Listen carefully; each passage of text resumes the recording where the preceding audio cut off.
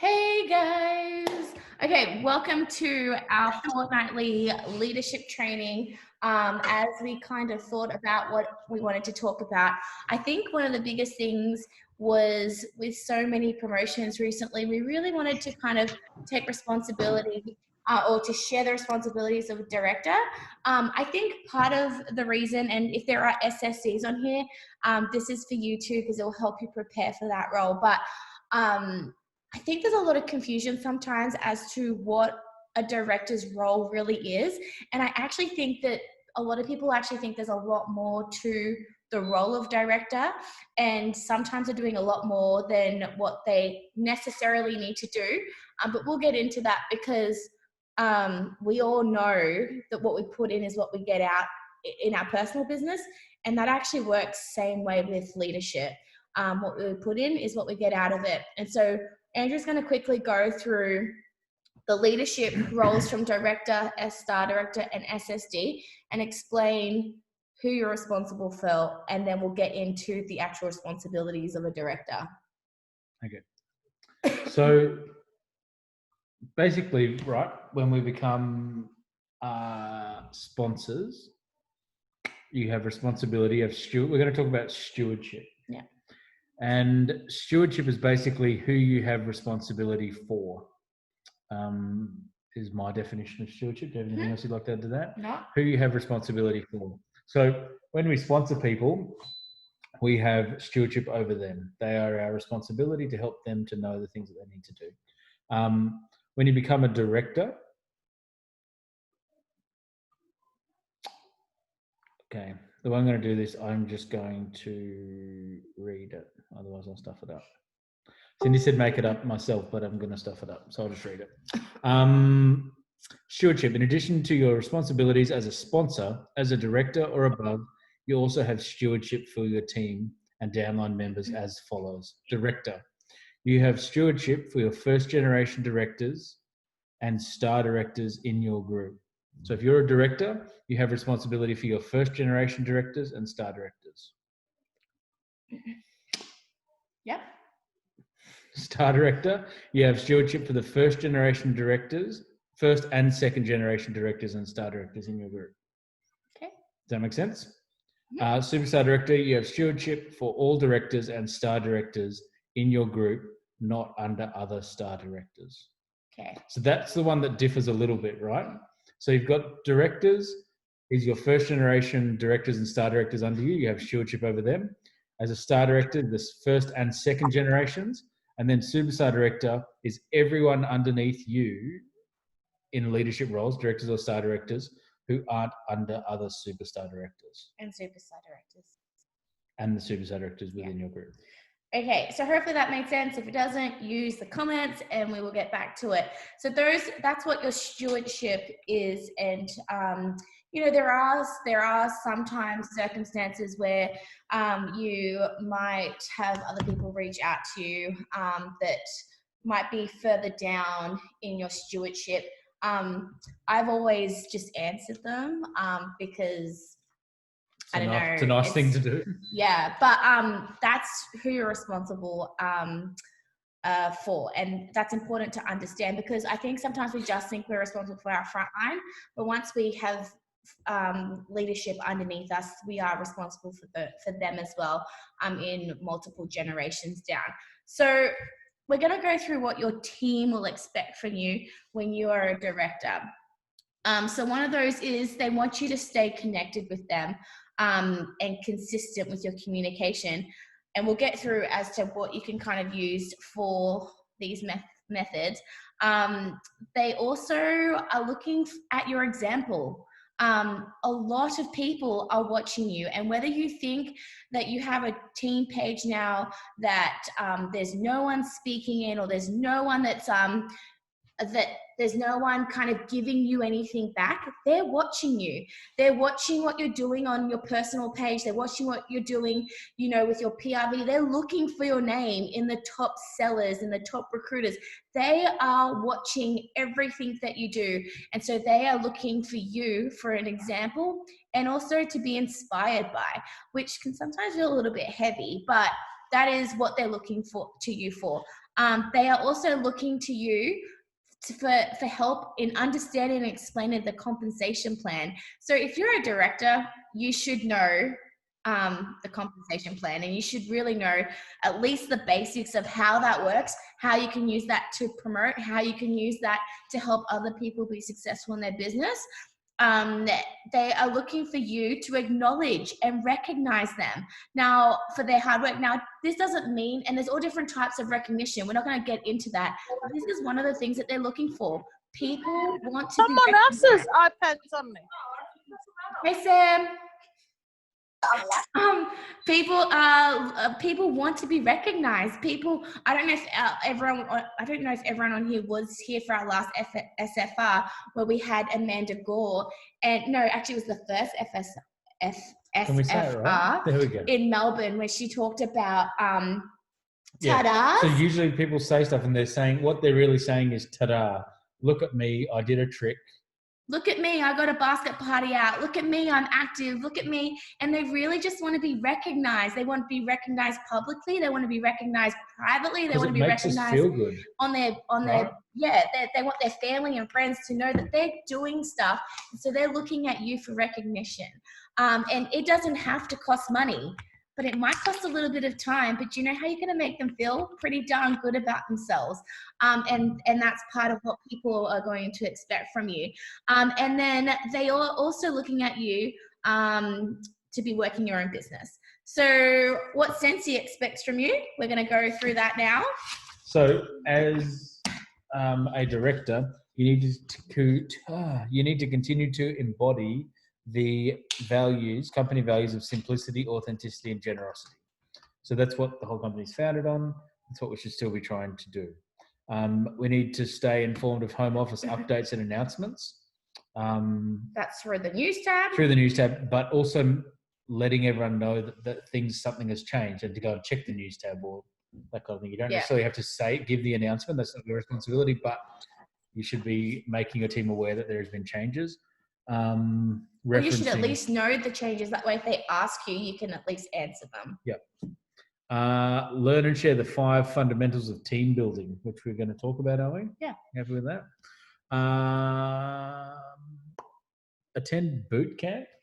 Yeah. So, yeah, that's, give or take, but that's obviously, it's unlikely. If you can, that's great. If you can't, leadership at SFR, local leadership at SFR is the better version of that. And continue to uphold and share the Scentsy standards. Yeah. Okay, so that's what Scentsy expects of you.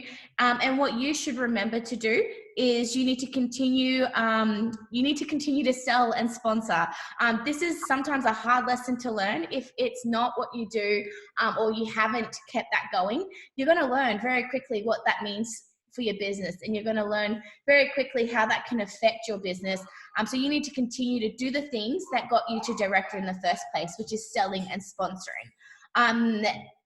And then what you should also be doing is to continue to build relationships with your downline leaders. And when I always say continue to build relationships, sometimes it doesn't have to be about Scentsy. It can be about catching up for lunch, or it can be commenting on what's happening in their lives. And, it doesn't have to be always a business relationship. Again, that's up to you how you kind of want to do that. You need to develop new directors. So you need to teach people to do the same thing. How did you get to director? You're going to teach them all the actions and steps you took to create and develop more directors in your team. This is a big one. You need to be patient with yourself. Remember to be patient. Remember not to compare yourself with other people and their journeys or the rate of growth that they're experiencing. You need to be patient with yourself as you learn new things, and you learn how to kind of juggle team and personal business, and just be kind.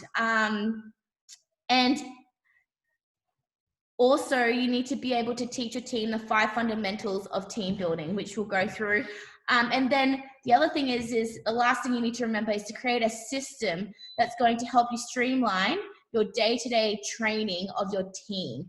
And we'll go through how you can do that. I think a lot of you guys are doing that, but we'll go through that. So let's go through the 5 fundamental team building steps.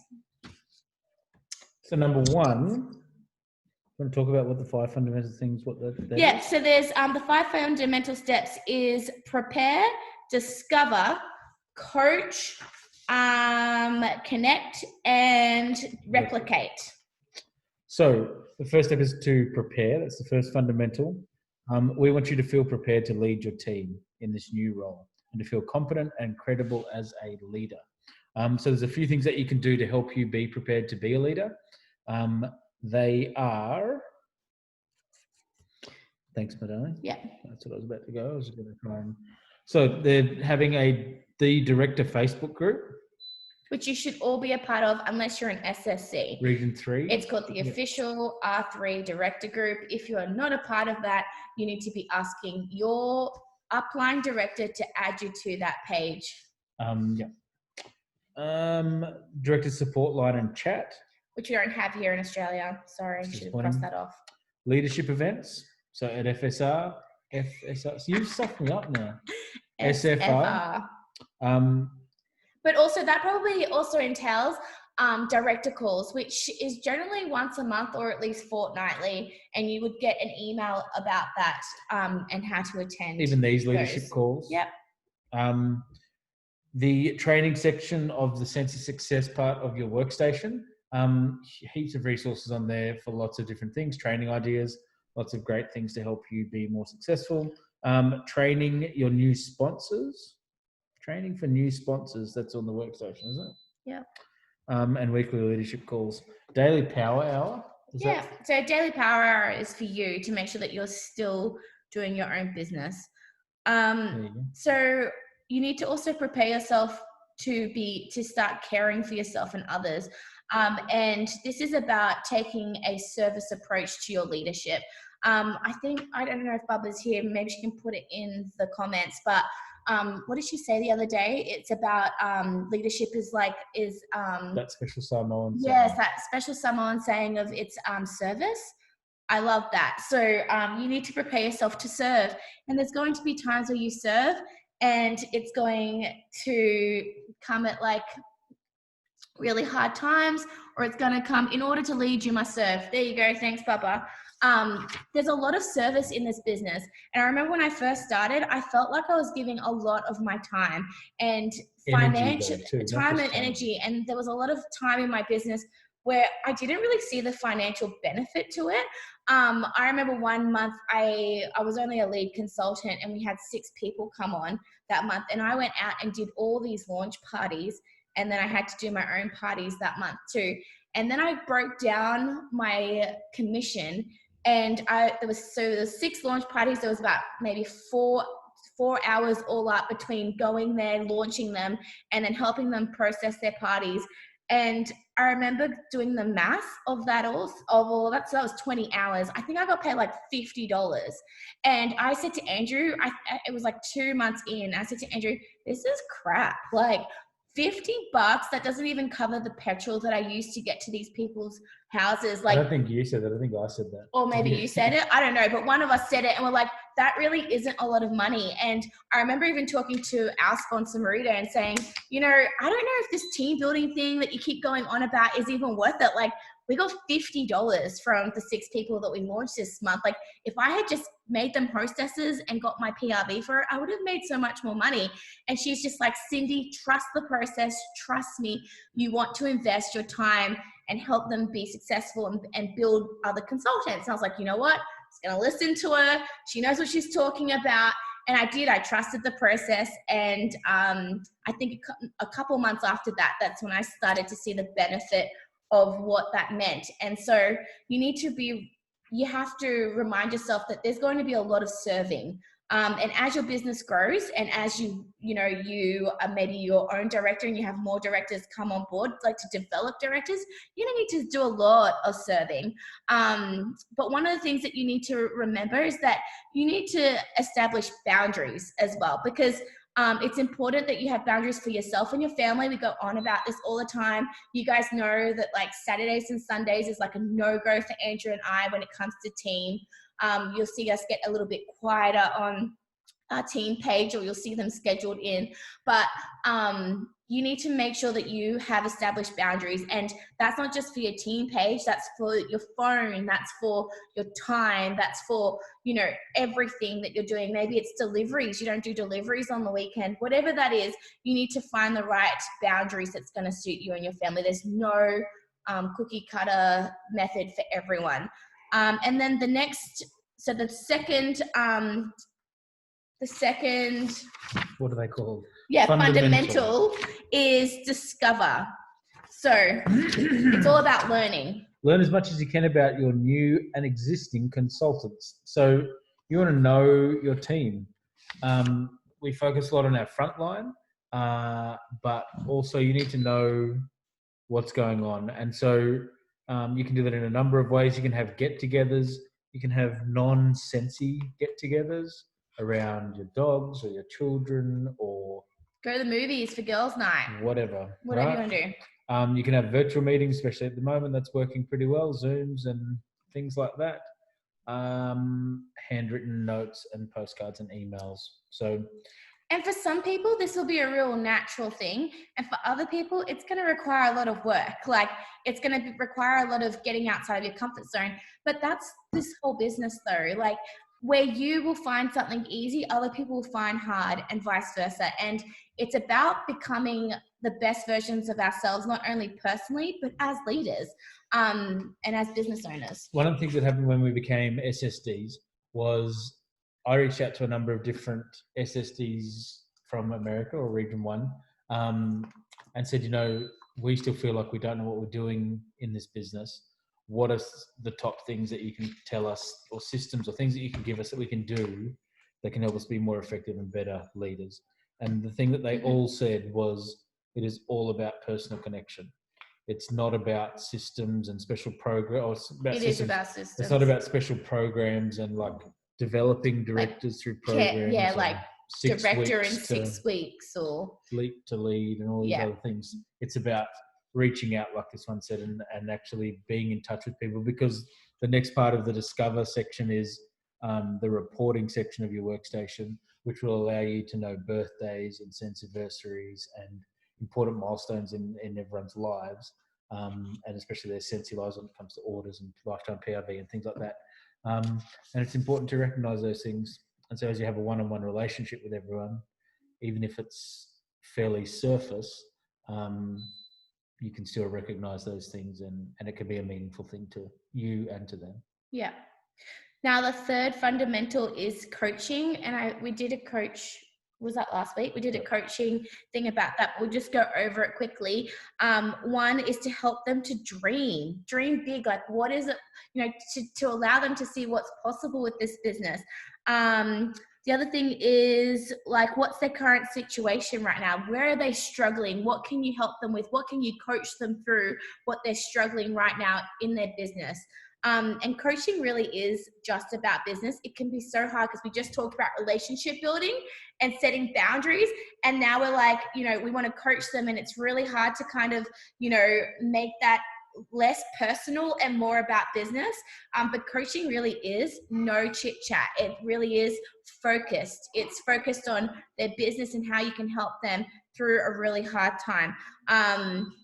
It's about giving them actions. It's about giving them advice, real advice. Sometimes it can be hurtful, but sometimes they need to hear where they're struggling so that you can help them work through it. And sometimes that's what they're looking for. They're looking at you for criticism, but constructive criticism that's going to help them.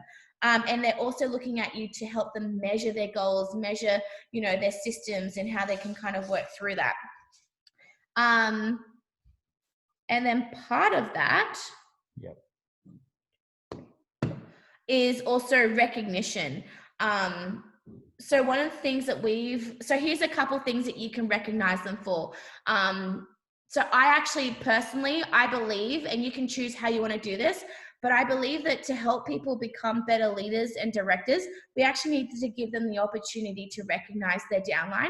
But that all works with us being the example. I know that for us, and this isn't like a session where we're like, you're not all doing the right thing or blah, blah, blah, because there's a lot of people doing amazing things. I'm going to be honest, recognition really wasn't our strength. And it's still not our strength, but it is something that we want to get better at. And so recognition, some of the things that you can recognize them for, and I don't know what people's budgets are, maybe it's just a shout out for now, but you can do top PRV, you can do top sponsors in your team. You can do birthdays and anniversaries. I personally think that birthdays and anniversaries and getting active and sensational start and shooting star should all come from someone's sponsor, because we're teaching them to replicate and do the same thing. And these areas are areas that they can learn to do to begin with, and then get into like top PRV, top sponsoring. But we need to allow them to have that opportunity to do that recognition. And sometimes the only way to teach them is to show them the way that you do it. We like to recognize after commission. I know a lot of directors that do it prior to commission run, but there have been little instances where things have slightly changed after commission, and it's better to do it after commission because everything is final, and you're not going to get caught up with recognizing someone for the wrong thing, or they're like, oh, what happened, or whatever. So we find that after the 10th is the best time to do that. So yeah. The next fundamental. The next fundamental is connect. So we've talked about that a little bit already in some of these other areas. You can see what an important aspect of our businesses this is. But it's really important that we maintain regular communication with the people within our stewardship. Some of the different ways that we can do that is with one-on-ones. So one-on-one to each other, to our downline. We can shout them out using social media or mails. We can recognise birthdays as Scentsy, PRV things. We can have coaching calls, catch-ups, coffee catch-ups, Zoom meetings, section chats. We can have an accountability partner. That's something that we've seen that can be really helpful. The best example of that to me that I've actually seen is Pua and Jenny. And Bubba. They're like a threesome. Bubba came in there too. So they've from the very beginning had a little group together and pushed each other and held each other accountable. Where if one person achieves something, it's not very long until the other two are there. Like, yeah, because they're like constantly cheering each other on. And it's all been, they've been quite consistent with that throughout the whole time. And it's been great to watch. And it's been, so we've talked about that a lot, but I've actually seen that. Yeah. And another example of that is also Lolo and Melissa. I have no doubts that Melissa will become an SSD soon because they're ride and die buddies. Did I say that properly? Ride or die buddies. I don't know, buddies. But apparently you said threesome. I did say threesome. I didn't hear that, and it's all the unheard. So yeah. So there's that. Accountability partners. Accountability partners, that helps. Even if you can just find someone that can be your accountability buddy, might be your sponsor, that'd be perfect. But if not, find someone else. Tools and resources. So there's training guides, there's frequently asked questions, your workstation reports, and then catching up at head office events. So SFR, leadership, that type of thing, are all ways to stay connected. And I mean this in a really nice way, because one time this got me in a lot of trouble, but at this stage, you need to be, if there's nothing holding you back, and there's no valid reason for you not to be in an event, you should be at an event. From SSC and above, you should do the best that you possibly can to get to events. It's important that you get there and that you encourage your team to get there. We've seen so many people's businesses change from attending events. You almost have a responsibility as a leader to be at events, I believe, for your team, to help keep them, to get them excited about being there, to be leading them at the event, and to be... Yeah, and we understand that sometimes the events isn't in your state, and it's not 1 hour away, and it can be quite expensive and difficult, and we get all that. But what I'm saying is if it is at all possible for you to go, and you can juggle things around for you to get there, you need to be there. You need to show your team how important it is for them to be at events. And then the last one is replicate. And this is probably one of the most important things, and sometimes something that a lot of people kind of struggle with when it comes to teaching their downline to do this, is teaching people how to replicate. And what was I going to say? The best way to teach people to do this is honestly by example, but also it's by being open with how you do those things. I know for me, when we first started this business, a lot of it was taking photos and showing them every single day, every single action I was doing, and allowing them to get ideas. And so as you have newer directors, share with them, what are you doing, not in your personal business, or I mean, that's a great thing too, but share them what you're doing in a leadership role. How are you connecting with your team? How are you doing coaching? One of the biggest things too that I found when we first started this business was I saw a difference in people's businesses when they kept things to themselves and others that shared all the things. There's a tendency to... we were one of those people. I was, and I'm not talking about leadership, but when I first started, a lot of the people that I recruited were had the same circle as me. And honestly, I got peeved when they used my flyers. I was like, your flyers? Your flyers. I got peeved. Like, they would take it and they would slam all their stuff over the top, and it just looked so bad. But I would get peeved. And I also got upset with I'm like, oh, I can't even share with them that I'm going to a kindy, because what about they go to the same kindy as me? And it's such a bad attitude to have.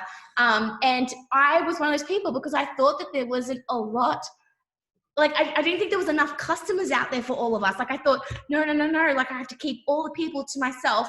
And the sooner I understood that if I shared everything, my resources, my ideas, and also, my time with people, and I started to serve, like Bubba says, in order to lead, you need to serve.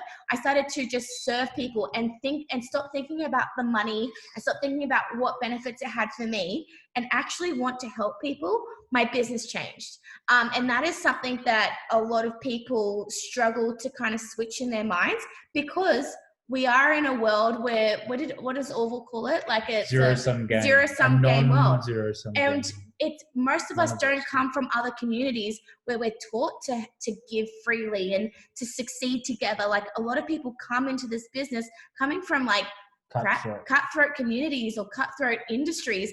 That's not how this works. But we've also seen people too who don't take that approach, who have super successful individual personal businesses right through this business, right? Who have successful individual businesses who've chosen not to share how they do what they do with their teams, and the teams aren't as strong as what they could be. Their teams don't hit numbers. Their teams aren't promoting, and it's really sad, because they are amazing at what they do, and if they were to share that, they would see the difference it would make in people's lives. It's not just about changing your life, it's about changing everyone's life that you come in contact with in this business. Yeah, and it's normal if you're sitting there going, right now I'm in this for myself and I want to try and change my life. That's a normal thing to have. It's a normal kind of mentality to have. But when you finally get a message from someone that says, I was able to put petrol in my car this month, it will just be that is the coolest thing ever. That is the best feeling ever, being able to talk to people and see what they're doing with their lives. And I honestly believe that life-changing money isn't thousands and thousands of dollars. To me, life-changing money is being able to get through week to week, whereas before you probably couldn't. And that changes people's lives. And that's the really cool thing about what position you are in right now, is that you have the ability to help not only your front line, but anyone that you are a director for. And sometimes it can feel like a really heavy burden, but honestly, it's amazing blessings that come from it when you lead with love and you lead with selflessness. So I don't know if there's any questions at all about responsibility of a director. Is there any questions? Not yet. Okay.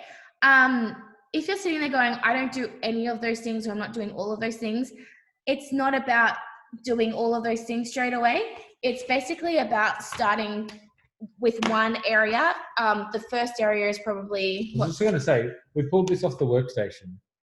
That's readily available. We'll put it on the leadership. New director guide. We'll put it up on the leadership thing. Some really systems that you should probably be doing is you should have a team page.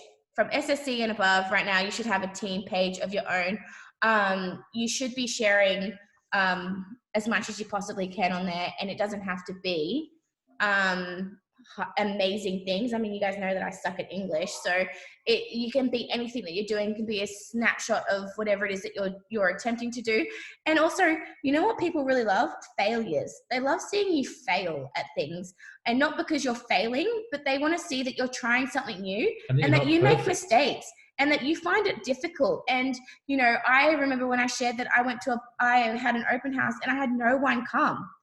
Because it makes people realize that you don't have to be perfect and they don't have to compare themselves to everyone, because sometimes all we see is all the good things that's happening to everyone. And as much as that's really great and uplifting and inspiring, sometimes seeing someone suck at something, and especially a leader, be like, I just had an open home and no one showed up, is just as inspiring sometimes as the successful things, because it's about showing them that it's all about trying new things and it's about failure. Like, you have to fail to succeed. You have to get better at something. You have to suck at something before you can get better at it. And people want to see that. And so don't be afraid to show that side of your business as well. It doesn't have to look perfect. The other thought that I had was it's okay to have previously sucked at this list of things. Yeah. Whether it's recognition, whether it's personal connection, whatever it is, you may have struggled in one of those 5 areas, and you probably have struggled in one of those 5 areas. If you haven't, you're strange and you're exceptional and you're amazing. Yeah, I was going to say, if you're perfect at that, dang. Well, good on you. But it's okay to have had some struggles in those areas, and it's okay to draw a line in the sand and say, I'm going to be better at some of these things from today onwards, or at least I'm going to try a little bit harder. And it's important to give our leaders that grace and to say, you know what, you weren't fantastic at that, but you're trying now. Like, as Cindy's saying, everyone expects you to be perfect as a leader, but you're just not ever going to be. And if your group and teams expect you to be perfect, that's kind of on them, because like, you don't have to look very far to find fault and failure in the things that we do. And we've been doing this for quite a while. And we regularly draw lines in the sand and say, I'm going to be better at this and do better at that. Cindy draws a line in the sand every day for me and says, you're going to do better at this today. And so I regularly have to revisit what I do and how I do things and try harder and do better. But she always has that patience with me and lets me do that. And we should have that for each other as we strive to be better. And so it's good to review what we're doing and to say, how am I going and what can I do better, and to start today and to do better. On that note, might even start posting again on the team page tomorrow or something. Yep, he had a review about that, and he's sucking lately, just saying. Casey. Okay, if there's any, we will post this up on the leadership page on tonight. If you're an SSC and you want access to this, just ask your director for it and they can forward it on to you.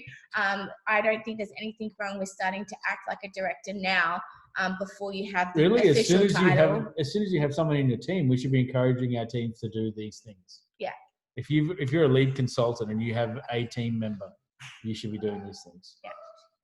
And then the other thing is these are just the 3 steps to success, really, which is sales, sponsoring, and coaching.